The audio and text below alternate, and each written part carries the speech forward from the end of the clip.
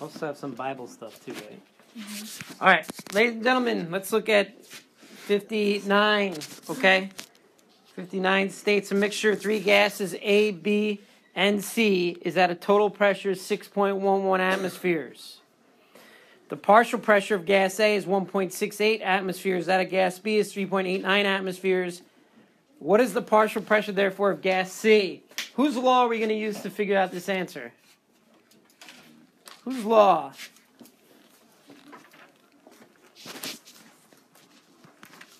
In order to do number 59, we got to use Dalton's law of partial pressure. Okay? And it's a pretty simple law. It's Dalton's law of partial pressure. And what does his law state? I mean, how do we do this problem? Class, how do we do this problem, Miss Lilith? You're the one who did it, so how do we do it? You can add A and B and subtract it from the total. Yeah, Dalton's law says that the total pressure of a mixture of gases in a closed system is equal to the partial pressure of the constituent gases. I'm going to say that again. The total pressure of a gas in a closed system is going to be equal to the partial pressure of the constituent gases. In other words, gas A, B, and C will combine together to create the overall pressure, which is 6.11 atmospheres. So, in 59, if we take gas A at 1.68 atmospheres and gas B at 3.98 atmospheres, we don't know what gas C is, okay? But we know the overall pressure of this is 6.11. So if we add 1.68 and 3.89, subtract that total from 6.11, we figure out that the partial pressure of the gas C is going to be 0.54, which is correct, okay? 0.54 atmospheres. All right, so let's look at number 60. It says a child receives a balloon filled with 2.3 liters of helium from a vendor at an amusement park, okay? The temperature outside is 311 Kelvin. What will the volume of the balloon be when the child brings it home to an air-conditioned house at 295 Kelvin? Assume that the pressure stays constant or stays the same. So what variable can we eliminate via the last statement on this problem? Shout it out. Go ahead. The pressure we can take out. So if we take out pressure, then we can take out the combined gas law. We can take out the ideal gas law. We can take out all the gas laws that involve pressure because that's assumed to be the same or assumed to be constant. So whose law do we use here? Charles's law, which states, who did 60? I did. Charles's law says that V1 over T1 equals V2 over T2. So if our initial volume as given here is 2.3 liters and our initial temperature outdoors at the amusement park is 311 Kelvin, remember you must switch from degrees Celsius to Kelvin in these problems, okay? So volume is 2.3 liters initially. Temperature, initial conditions outside is 311 kelvins. And then we're taking this balloon into an air-conditioned home, okay, meaning it's cooler in there. So it's 295 Kelvin. We're figuring out what the effect on the volume would be. Tell me, what's the relationship between volume and temperature according to Charles's law? Is it direct or indirect? And what are the consequences thereof? Mrs. Stephanie, is it a direct relationship or indirect relationship? The volume or the temperature? The volume to temperature. Did they vary indirectly or directly? Well, it's going down, so is that indirectly? Well, if one goes down, The other one must go up. in an indirect, right? So we have initial temperature is 311. We're decreasing the temperature to 295.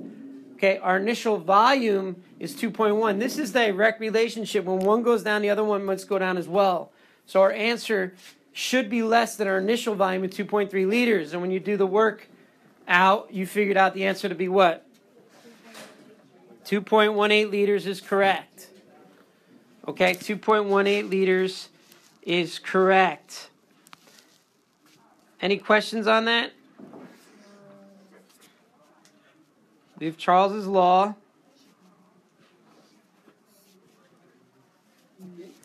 V1 over T1 equals V2 over T2. And essentially this comes down to the cross products property. Okay, we all know how to do that. You essentially multiply across like that, and you get your answer. Okay, the answer to this one is 2.18 liters. Okay, so number 62.18 liters. Number 61. A sample of argon gas occupies a volume of 295 milliliters at 36 degrees Celsius. What volume will the gas occupy at 55 degrees Celsius, assuming constant pressure? Okay, so what again stays the same in number 61? So number 61 is going to use whose law? Whose law? Yes, whose law is Charles. Okay, so again we're using V1 T1, V1 over T1 equals V2 over T2. In this case, however, we're giving temperature in what unit? What's the unit we're giving temperature in here? Celsius. So we've got to convert, okay, to Kelvin by adding the degrees Celsius to 273. Okay, so Kelvin temperature is going to be, for initial temperature is 36 plus 273, which according to the board is 309 Kelvin. And the final temperature, in this case, the temperature is moving up. We go from 36 degrees Celsius to 55 degrees Celsius. Final temperature is going to be 328 Kelvin when you convert from degrees Celsius to Kelvin by adding 273. Okay, so that's correct. Initial volume, you converted to milliliters. You didn't necessarily have to. Okay, as long as you go in with milliliters, you're going to come out with milliliters. If you convert to liters, you're going to come out with liters. But 295 milliliters is the same as 0.295 liters. All right, so you can convert or you don't have to convert. If you don't convert, your answer will be in milliliters. If you do convert, your answer will be in liters. Okay, because you did it, you converted to liters, your answer is 3.1313 liters or 313 milliliters, correct?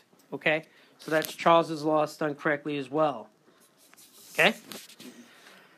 And then 62 says a sample of carbon dioxide gas occupies 6.38 milliliters at 0.893 atmospheres and 12 degrees Celsius.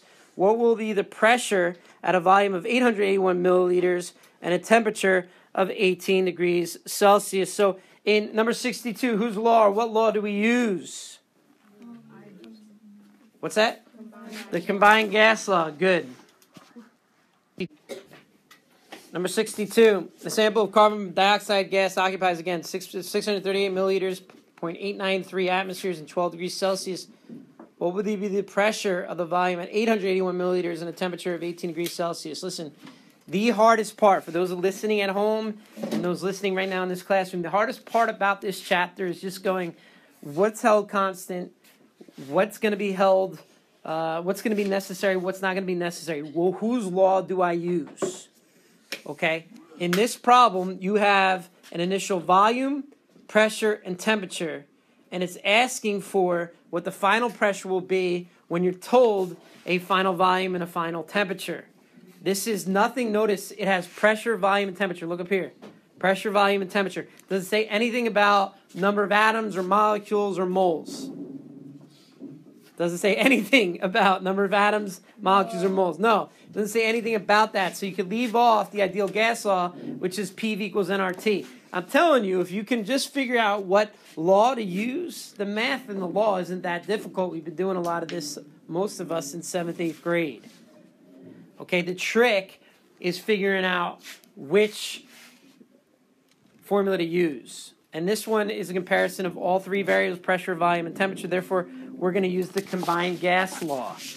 Okay, so the combined gas law states in 62, the initial conditions of pressure and volume and temperature, P1, V1 over T1, are going to equal the final conditions of pressure and volume over temperature, or P2, V2 over T2. Okay? Now, in this particular case, okay, notice 62, I like the way that's done. Obviously, guys at home can't see the whiteboard that I'm talking about, but Miss Elena has put V1 equals 638 milliliters, P1 equals 0.893 atmospheres, T1 is 281.15 Kelvin after converting. Okay, V2 is 881 milliliters, T2 is 291.15 Kelvin after converting, and of course we're left to solve for the secondary pressure or the final pressure. Okay, that's a good way of doing it, listing your variables in the corner and then putting a question mark next to the missing one. Even if you do that initially, okay, that at least tells you what formula to use, okay? You know it's going to be combined gas law because it's got P1, V1, T1, and it has nothing to do with the molecules or number of moles. So that's what we're going to use. Now you could substitute all these things in, okay, and then solve for the missing variable, okay? Okay, that was Angela whistling for some unknown reason. A little humor at home. She's actually dancing now. I can't even control. You need to leave the room. Oh my word! Put the flamethrower down. This is getting ridiculous. Okay, all right. None of that's happening, but she did whistle for some odd reason. Okay, here we go. All right. So we put all these variables in, as you can see on the board. We ultimately, okay, we've got a pressure, initial pressure of 0.893 atmospheres. Multiplying that by our initial volume, which was given as 638 milliliters. Notice that we don't need to convert from milliliters to liters because both our initial volume and our final volume are given in milliliters. So as long as the units cancel out, there would be a problem if our initial volume was given in liters and our final in milliliters. You'd have to convert one. But in this case, because they're both given in the same unit, which in this case is milliliter, you can keep it. You don't have to do that extra step of conversion, which is kind of nice. Our T1 is 285.15. Again, that's adding 273.15 to our initial temperature in degrees Celsius. We get 291.15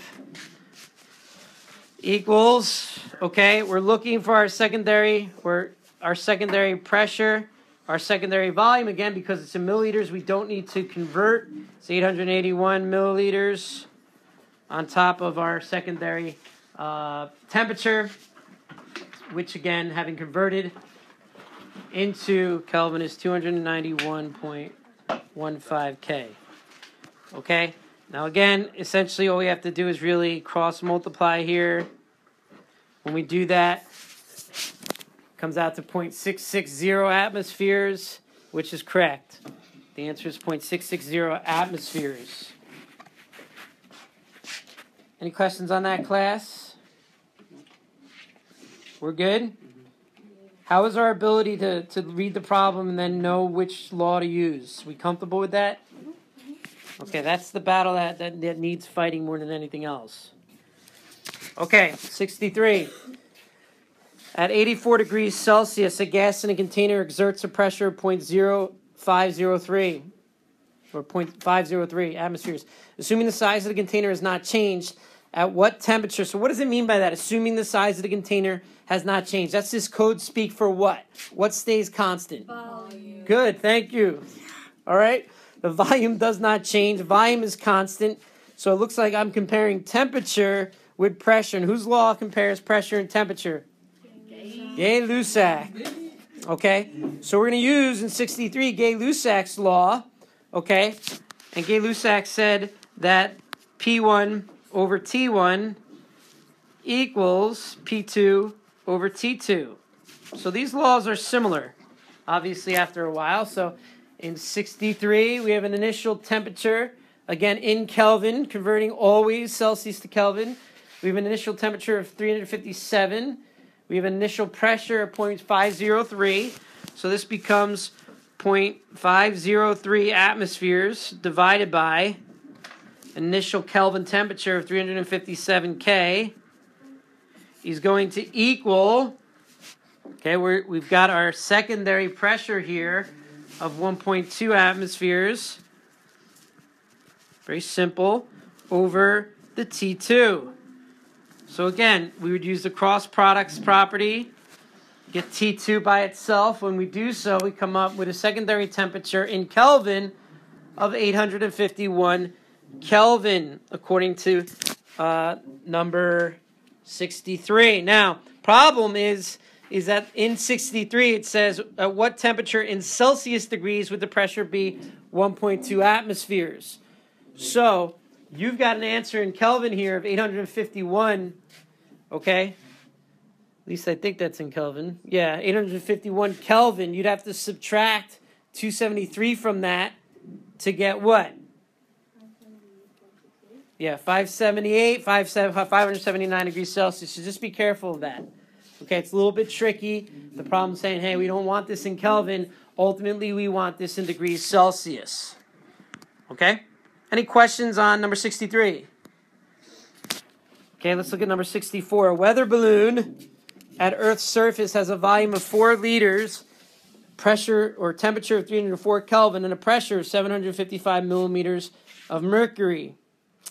If the balloon is released and the volume reaches 4.08 liters and at 728 millimeters of mercury, what is the temperature? Okay, now on the test and quizzes, I told you the test that's coming on Monday, you can anticipate the fact that I've given everything, all pressures are given in atmospheres. This problem, however, deals with millimeters of mercury. The good news about this problem is because the initial pressure is 755 millimeters of mercury and the final pressure is 728 millimeters of mercury, you don't have to convert either of them. You can plug them in as is. Okay. Whose law are we going to use here? Mr. Kenny, whose law did you use?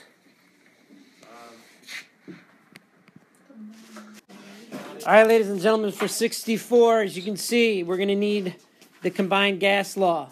Okay. P1 V1 over T1 equals P2 V2 over T2. This is the best way to do it, as I've illustrated on the board here. Put down the initial pressure as given as 755 milliliters of mercury. The initial volume is 4 liters, and the initial temperature is 304 Kelvin. Okay, that's converted for you from Celsius to Kelvin. That's kind of nice. I switched the color when I came to the secondary conditions. Okay, though I didn't switch the numbers. P2 and V2. Okay, P2 is 728 millimeters of mercury. V2 is 4.08 liters. Therefore, T2 is what? Okay, because we're again comparing pressure, volume, and temperature, and nothing to do with number of molecules, moles, we can then use combined gas law, which is what I've done up here. Okay, and I'm going to multiply these two together over here. Okay, so I'm multiplying 728 times 4.08 liters. Okay, and I'm going to set that, do the algebra to figure this out. When I do the cross products and solve for my secondary temperature here, I come up with an answer of 299 Kelvin. Okay, Mr. Axelson did that correctly. Okay, 65.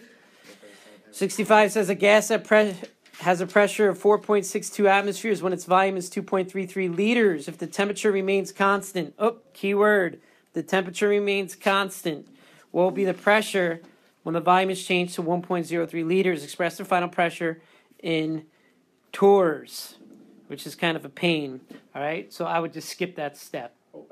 If you did it, that's fine. But I'm just interested in getting to atmospheres, okay? So for this particular one in number 65, we're going to use whose law? Boyle's. Good. P1 V1 equals P2 V2. And now, is this a direct or indirect relationship? Indirect. This is an indirect relationship, okay? So that means if one variable goes up, the other variable Goes down. So if I increase the pressure, what's going to happen to my volume? It will decrease. It decreased. Good. So in this problem, I'm actually going from 2.33 liters to 1.03 liters. So my volume's going down. Therefore, my pressure is probably going to go up. Good. So when you put the values in, 4.62 atmospheres times 2.33 liters equals the secondary pressure times 1.03 liters. Okay, when I do the math there, I come away with 10.44 atmospheres. Okay, now the problem asks you to convert to torrs, and 1 atmosphere is 760 torr. So 10 times 760 in number 65 should be 7,900 and 40 where they're around, okay? But 10 atmosphere or 7,900 torr is fine for that answer. Questions on number 65? So wait.